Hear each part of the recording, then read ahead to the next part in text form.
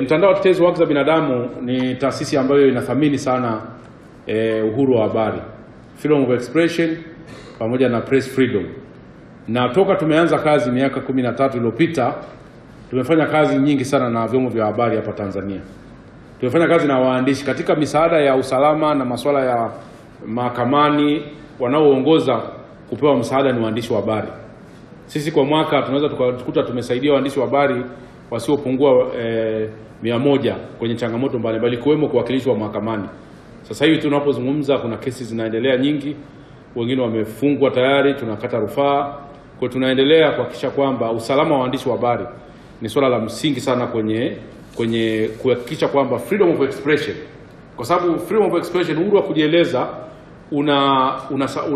unatengenezwa na mambo mengi sana, kuanzia sheria zilizopo za kitaifa, kuanzia uhuru wa taasisi unayofanyia kazi, kuanzia masuala ya uhuru wa kiuchumi, nadhani Ken ataizungumza, pamoja na mambo mengine mengi, pamoja na uhuru wako mwenyewe. Kwa vyote hivyo sisi tunajaribu kuhakikisha kwamba tumejikita zaidi kwenye kuhakikisha kwamba ukipata changamoto kwa sababu ya kazi yako ya uandishi, tunakuwa tunakusaidia. Mnakumbuka kuna mwaka fulani hapa kule Mtwara kuna TBC, mwandishi wa TBC alichomewa mpaka nyumba. Tulipambana kumsaidia hapa na pale kwa sababu tu ya kazi ya uandishi. Alikuwa atoe taarifa za wananchi kuhusu mgogoro wa korosho, wananchi wakasema wewe tunakuja kila siku lakini tutatuone taarifa zako, bila kujua kumbe tatizo ni editor. Mwandishi reporter anaweza katuma taarifa, lakini huko editor anachagua itoe au asitume. Sinaona kwa wakati mwingine nyinyi reporters mlioko mikoani mnaweza mkapata changamoto kwa sababu wananchi wanakuona wewe pale, hawajui kwamba ukituma taarifa huku inatakiwa ichekechwe au itolewe. Sasa kwa hiyo mnaweza mkajikuta mnapata changamoto nyingi kwa sababu za kiusalama. Kwa hiyo sisi mtandao tupo nchi nzima, bara na visiwani, na tuna waratibu wetu wa kanda kwenye kanda zetu 11, na tumekuwa tukiwa karibu sana na matukio yote ambayo yanajitokeza ya usalama wa waandishi wa habari. Tumekuwa tukipokea simu, nimekamatwa, nimefunguliwa, nimenyang'anywa vifaa. Tunajaribu kutumia njia zote ikiwemo za mazungumzo na taasisi mbalimbali za serikali kwenda mahakamani kuhakikisha kwamba pia mnapata haki zenu. Kwa hiyo tuwashukuru sana kwa wote mliofika. Na siku ya leo malengo ya mafunzo haya, kwanza kabisa ni kukumbushiana sheria za uchaguzi. Sheria za uchaguzi, zipo sheria za uchaguzi ambazo zinamhusu kila mtu. Manake tuna sheria inayosimamia uchaguzi wa rais, wa bunge na madiwani. Tuna sheria za tume. Hizo lazima mzifahamu kwa sababu mle ndani kwenye hiyo sheria kuna sehemu inayohusu waandishi wa habari. Kuna makatazo ambayo yamewekwa mle ndani, mtakwenda kujua. Makatazo mengine ambayo sisi pia hatuyakubali. Kwa sababu mwandishi wa habari hutakiwi kuzuiwa kutoa taarifa wakati wowote. Zipo sheria ambazo pia ni za waandishi wa habari wakati wa uchaguzi. Hizo zinawahusu nyinyi tu peke yenu. Hizo pia mtakwenda kujikumbushia. Kwa mfano ukitaka kuendesha mdahalo na wagombea, zipo sheria zinaitwa broadcasting na vitu kama hivyo. Tunajua kabisa hizo sheria zina changamoto sana ambazo lazima tuendelee kuzipigia kelele. Pamoja ni muda ndio mwafaka, hata kama hazitaweza kubadilishwa, lakini ni vizuri wakajua kwamba hizi sheria zina changamoto, ili next time baada ya uchaguzi basi walau tuanze kuzifanyia kazi. Kwa mfano kuna kanuni vinasema wagombea kwa mfano wa chama B, C, D, ukiwaalika kwenye kipindi alafu mmoja asitokee, unatakiwa usirushe hicho kipindi. Sasa hapo kuna haki kweli?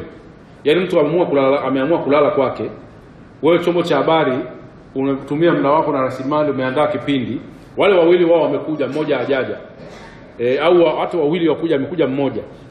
Sasa katika mazingira kama hayo lazima tuwe na sheria ambazo zinatenda haki kwa nyinyi vyombo vya habari, kwamba tatizo la mgombea kutokuja kwenye kipindi lisizuie wewe kuendelea kufanya kazi yako kama mwandishi wa habari, pamoja na kanuni zingine nyingi ambazo mtakuja kuelezwa siku ya leo. Sasa hizi ndio tunataka mjikumbushie, na lengo ni kuwaotoa nyinyi kwenye masuala ya changamoto za kiusalama. Lengo ni kwamba mbaki salama. Mkifuata hizi hata kama zina changamoto, hata kama tunaziona kabisa ni sheria kandamizi, basi mzifuate tu pamoja na changamoto hizo, ili msijikute mnaingia kwenye changamoto za kuitwa leo chombo fulani kimefungiwa, chombo fulani kimepigwa fine, chombo fulani kimefanya. Kwa sababu swala la fine pia hapo TCRA tumekuwa tukienda mara kwa mara kuna kuwatetea. Kwa hiyo ni muhimu tukawakumbushia hizo sheria za uchaguzi pamoja na za kwenu. Kwa hiyo malengo ya leo pia ni kukumbushana kuhusu sheria, lakini pia namna ya kutumia mitandao ya kijamii, pia kufanya habari. Sasa hivi nusu ya vyombo vya habari vilivyopo hapa ni vya mitandaoni. Kwa hiyo pia namna gani tunaweza tukatumia fursa ya mitandao kuhakikisha kwamba tunafanya vizuri election reporting. Kwa hiyo tunajifunza namna ya kufanya election reporting. Yaani manake kuhabarisha watu wakati wa uchaguzi, namna gani tunaweza tukafanya majukumu yetu kama waandishi wa habari wakati wa uchaguzi. Kwa hiyo kikubwa namna gani tunaweza tukatengeneza agenda. Bahati mbaya ni kwamba waandishi wa habari hamjajua nguvu yenu. Mheshimiwa viongozi wa taasisi hizi, waandishi wa habari hamjajua power mlionayo. Waandishi wa habari mna power kubwa sana, na huko nyuma walikuwa wanajitahidi kuitumia sana. Enzi za kina Mengi na wengine walikuwa kienzi hizo kama watu. Tumefanya kazi na Media Owners Association. Ulikuwa ni rahisi kukaa na kusema kesho tunaamka na agenda moja, na media zote zikasimamia, na nchi nzima itafuata hiyo agenda. Sasa sisi tumekuwa ni watu wa kupewa agenda. Ni watu kwamba leo watu tunaendeshwa kwa matukio. Waandishi wa habari hatutengenezi agenda za kitaifa. Waandishi wa habari tunaendeshwa na agenda za kila mtu. Leo kiamka huyu kaamka na lake, kesho kiamka na lake, mnakuwa mnashika mwisho wa siku mnakuta mjawasaidia Watanzania kwenda na kitu kimoja. Kwa hiyo kitu kimoja tunachowaomba pia kwenye mafunzo haya, waandishi wa habari mkubaliane kwenda na agenda moja. Mkaisimamia, mkaiongoza taifa lifike kwenye jambo jema. Na agenda inakuwa ni agenda ya kitaifa yenye maslahi kwa umma. Kwa mfano sasa hivi, agenda ambayo mimi nilikuwa nikuambia toka mwanzo kwamba kwa nini tusikamate agenda ya muafaka wa kitaifa kuelekea kwenye uchaguzi. Hii agenda moja mkiamua waandishi wote, vyombo vyote, kila mmoja akaweka kwenye front page kwenye social media kwamba lazima tuwe na muafaka wa kitaifa kuelekea kwenye uchaguzi, ili tuwe na uchaguzi ambao ni salama, haki na huru kwa watu wote. Mkiandika hivyo kwa wiki 2 mfululizo, lazima watu watakaa chini. Lazima viongozi wataona kwamba kuna haja ya kuwa na muafaka ili wote tuende kwenye uchaguzi, kuondoa hii mvutano. Umesikia leo huyu kajeuriwa, huyu kawekwa ndani, malalamiko mengi. Tujenge muafaka wa kitaifa ambao sisi tunadhani ndio njia nzuri. Haya masuala ya kuvutana huku na huku, huyu anavuta, huyu anaonesha ubabe, hatutajisaidia taifa. Kwa hiyo tunadhani agenda mojawapo kubwa ambayo waandishi wa habari mnaweza mkaisukuma. Sasa ndio maana nikasema hatuna taasisi kama huko nyuma ilikuwa watu wakikutana wanakubaliana kwamba wiki hii twende na agenda hii. Na hiyo agenda mkiandika, Watanzania wataizungumza, kwa sababu kuna watu pia Watanzania nao wanashabikia migogoro, wakati mwingine wanashabikia hii mvutano, mitufuano baina ya vyama na serikali. Lakini sisi waandishi wa habari pamoja na sisi watu wa haki za binadamu, lengo letu ni kuisaidia serikali, lengo letu ni kuisaidia nchi, kwamba twende kwenye njia ambayo ni sahihi. Bahati mbaya nchi yetu tumeondoka kwenye mifumo, kwenye utaratibu wa majadiliano, tumeondoka kwenye utaratibu wa kukaa na kujadili mambo mazito ya kitaifa. Imagine leo tunakwenda kwenye uchaguzi. Sidhani kama mwae kusikia sehemu gani viongozi au taasisi za kitaifa wamekaa na wadau wote wa uchaguzi, vyama vya siasa, taasisi, tume, wakakaa wakajadiliana mambo mazito ya kitaifa. Mimi nakumbuka 2015, mtakumbuka waandishi wa habari mlioko, tulikaa sisi vikao vingi sana pale Arusha New Africa Hotel, vingi sana, mpaka tukatengeneza kitu kinachoitwa New Africa Pact, makubaliano ya New Africa. Taasisi zote kuanzia polisi, tume ya uchaguzi, mahakama, CSOs, vyama vya siasa, wasajili wa vyama vya siasa, tukatengeneza makubaliano. Mtakumbuka kulikuwa kuna ubishi mkubwa sana wa kuhusu mita 200, kwamba watu waende mita 200 au warudi nyumbani au vitu kama hivyo. Na swala la matumizi ya wale ni security guards wa vyama vya upinzani. So nakumbuka kulikuwa kuna Red Brigade, kuna nini, kuna Green Guard. Haya mambo yaliingia kwenye yale makubaliano. Tukaweka utaratibu mzuri. Na watu wakaenda kwenye uchaguzi vizuri 2015. Ndio maana uchaguzi ule haukuwa na matukio mengi sana. Sasa tunashindwa nini kuiongoza taifa? Haya mambo ambayo yanabishaniwa sasa hivi kati ya vyama vya upinzani na serikali na vyama kuhusu maboresho, yale mambo kiaona yale wanayoyabishania ni mambo ambayo tunaweza tukatengenezea mwafaka wa kitaifa. Tukakaa, tukatengeneza, tukasonga mbele. Lakini nani anatakiwa kudrive hiyo agenda? Kwamba waione ni kwamba ni ya muhimu, ni nyinyi waandishi wa habari. Kwamba kila kukicha msiwape nafasi ya kupumua. Akifungua gazeti hili mwafaka, akifungua TV mwafaka, akienda TBC mwafaka, akienda ITV mwafaka. Lazima watakaa chini. Kwa tuwakumbushie kwamba taifa halijengwi kwa kuvutana. Tuwakumbushie kwamba lazima tukae kama tunavyokaa hivi. Sisi tunaamini kabisa watu wakikaa nyumba moja hivi wakazungumza, kuna mambo yatakwenda salama. Na watu wote na tunawashauri vyama vyote wawe tayari kwa mazungumzo. Yaani vyama vyote, kwa sababu hatuwezi kusema upande mmoja tukawa tayari, upande mwingine ukawa huko tayari. Yaani vyama vyote. Na hili swala tusichukulie kwamba ni swala la vyama tu.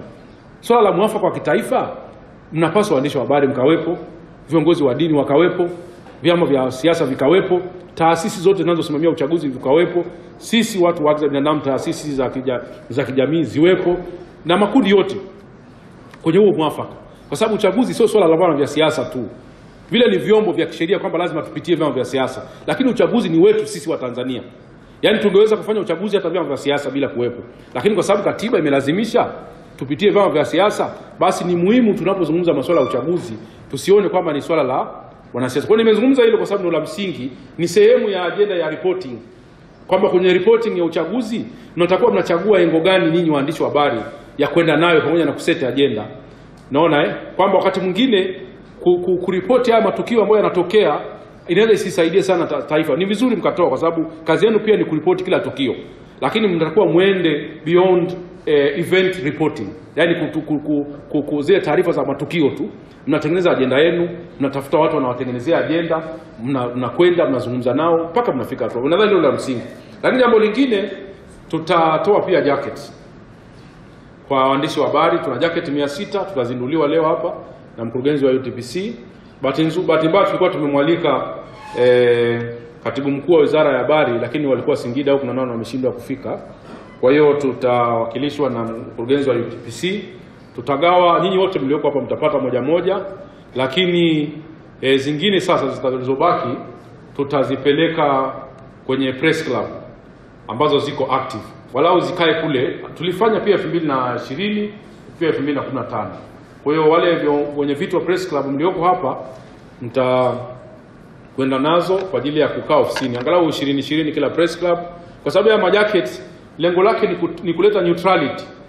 Sisi tunafahamu kuna kipindi hapa ilikuwa chombo fulani cha habari kikionekana kwenye mkutano wa siasa lazima wapigwe. Si mnajua kwa sababu ya reporting ilivyokuwepo. Nadhani tunajua kilichomkuta kina marehemu nani pale. Kina Hassan pale. Pale Jangwani.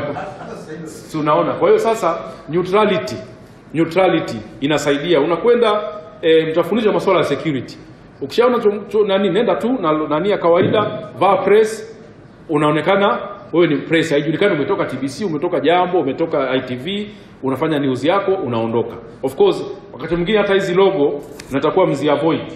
Inategemea uko kwenye context gani. Sio wakati wote unahitaji kitambulisho cha namna hii. Kuna wakati mwingine unatakuwa unaenda wasijue wewe unatoka chombo gani kwa sababu ya kiusalama. Kwa hiyo jacket hizi zitawasaidia. Hatuna uwezo wa kuwapa wote. Lakini kwa hizi tulizo nazo mtaanza nazo. Tunashukuru kwamba kuna kipindi tulianza na hizi. Baadaye wakaja ndio tukafanya wananchi wale tufuata wakasema tunataka kuprint nyingi zaidi. Tukampelekea mtu aliye print wakaprintia waandishi wao wote.